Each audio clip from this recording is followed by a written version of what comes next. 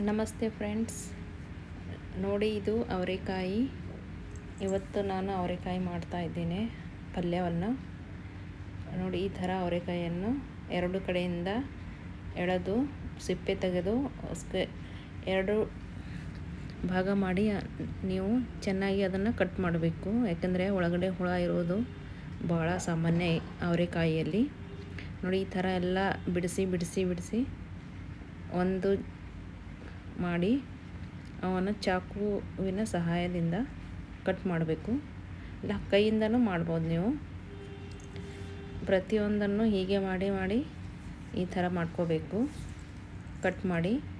ಆಮೇಲೆ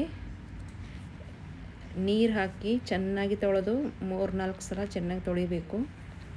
ಫ್ರೆಶ್ ವಾಟರಿಂದ ತೊಳೆದು ಆಮೇಲೆ ಗ್ಯಾಸ್ ಆನ್ ಮಾಡಿಬಿಟ್ಟು ಒಂದು ಪಾತ್ರೆಯಲ್ಲಿ ನೀರು ಇಡಬೇಕು.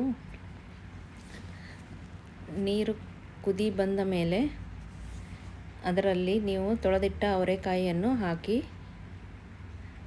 ಅದನ್ನು ಸ್ವಲ್ಪ ಹೊತ್ತು ಅಂದರೆ ಒಂದು 5 ನಿಮಿಷ ಅದನ್ನು ಕುದಿಯಲು ಬಿಡಬೇಕು. ಆಮೇಲೆ ನೀವು ಮಸಾಲೆಗಾಗಿ ಅದ್ರಕ್, ಬೆಳ್ಳುಳ್ಳಿಯನ್ನು ಬಿಡಿಸಿಕೊಂಡು ಚೆನ್ನಾಗಿ ಕುಟ್ಟಿಕೊಂಡು ಇಟ್ಕೋಬೇಕು. ಆಮೇಲೆ ನೋಡಿ ಅವರೆಕಾಯಿ ಬೆಂದಿದೆ. ಒಂದು 5 ನಿಮಿಷ ಆದ ನಂತರ ತೆಗಿಬೇಕು. ಮತ್ತು ಕಡಾಯಿ ಇಟ್ಟು ಶೇಂಗಾನ ಹುರ್ಕೋಬೇಕು. ನಂತರ ಕಡಾಯಿಯಲ್ಲಿ ಎಣ್ಣೆ ಹಾಕಿ ನೀವು ಕಲಸಿಟ್ಟ ಅದ್ರಕ್ ಪೇಸ್ಟ್, ಲಸಣ, ಮೆಣಸಿನ್ಕಾಯಿ, ಈರುಳ್ಳಿ ಎಲ್ಲವನ್ನು ಹಾಕಿ ಫ್ರೈ ಮಾಡ್ಕೊಳ್ಳಿ. ಚೆನ್ನಾಗಿ ಫ್ರೈ ಮಾಡ್ಕೋಬೇಕು, ಬ್ರೌನ್ ಆಗೋ ತನಕ. ಆಮೇಲೆ ಅದರಲ್ಲಿ ಟೊಮೆಟೊವನ್ನು ಹಾಕಿ ಅದನ್ನು ಕೂಡ ಚೆನ್ನಾಗಿ ಫ್ರೈ ಮಾಡ್ಕೋಬೇಕು.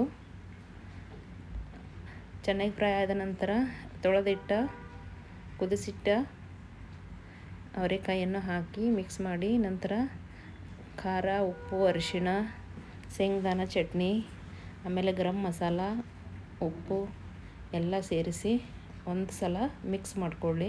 ಈ ಥರ ಮಿಕ್ಸ್ ಮಾಡಿಕೊಂಡು ಮುಚ್ಚಿಟ್ಟು ಸ್ವಲ್ಪ ಹೊತ್ತು ಬಿಟ್ಟು ಮತ್ತೆ ತೆಗೆದು ನೋಡಿ.